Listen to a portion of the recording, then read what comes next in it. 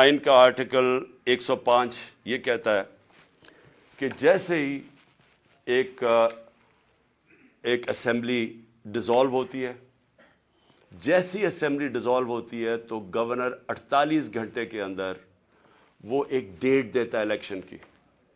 یہ آئین کے اندر لکھا ہوا ہے، 105 آرٹیکل 105 میں لکھا ہوا ہے. نہ کے پی کے گورنر نے ابھی تک ڈیٹ دی ہے، نہ پنجاب کے گورنر نے ڈیٹ دی ہے. سوال یہ کیوں نہیں دی؟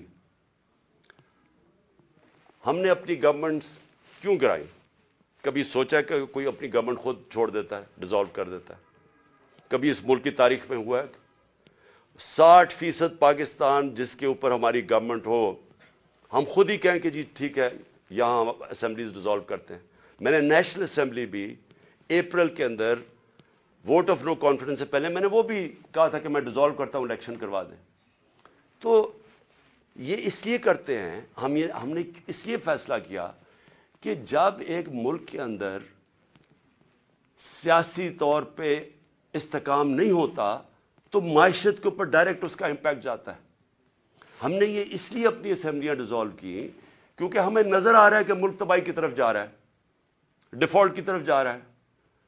جس طرح میں پہلے کہہ بیٹھا ہوں کہ کسی طبقے سے پوچھ لیں آج پاکستان میں کہ معیشت کا کیا حال ہے، وہ سارے آپ کو یہ کی جواب دیں گے برے حالات ہیں، گر رہا ہے نیچے.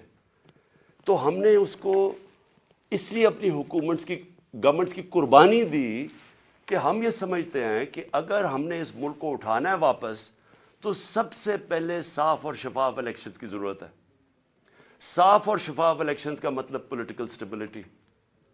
جب لوگوں کو ایک اعتماد ہوگا، بزنس کمیونٹی کو جو باہر بیٹھی ہے، جو اندر بیٹھی ہے، کہ اب 5 سال کے لیے حکومت آ گئی اور پبلک مینڈیٹ کے ساتھ جو بڑے فیصلے کر سکتی ہے، جو ضرورت ہے آج پاکستان کو نکالنے کی اس دلدل میں سے، تو تب ہی ملک اٹھ سکتا ہے.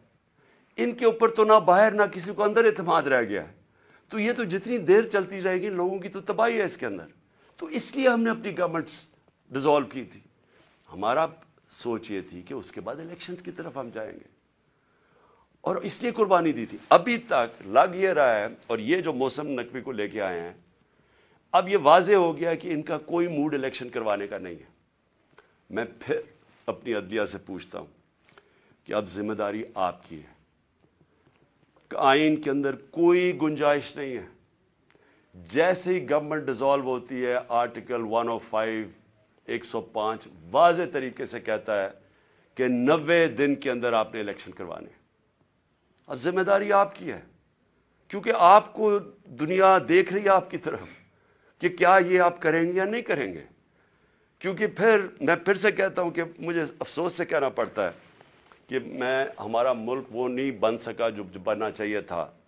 اور اس کی بہت بڑی وجہ یہ ہے کہ یہاں کبھی بھی رول آف لا نہیں ہوا، یا طاقتور ہمیشہ قانون سے اوپر ہے. تو یہ بار بار جب ہم ان سے بھی پوچھتے ہیں، یہ جو بیٹھے ہوئے ہیں اس وقت امپورٹڈ گورنمنٹ، ایک ہارس ٹریڈنگ کے ذریعے رشوت دے کے خرید و فروخت کر کے آج بیٹھے ہوئے ہیں اوپر، یہ بھی کہتے ہیں جی ہو جائے گا، کوئی چیز ہو جائے گی، آگے چلے جائے گا الیکشن. بھئی کیسے چلے جائیں گے؟ آئین ہے یا نہیں ہے؟ اگر آپ کا ملک کے اندر آئین ہے اور کوئی قانون ہے تو پھر تو یہ آگے جا ہی نہیں سکتے 90 دن سے.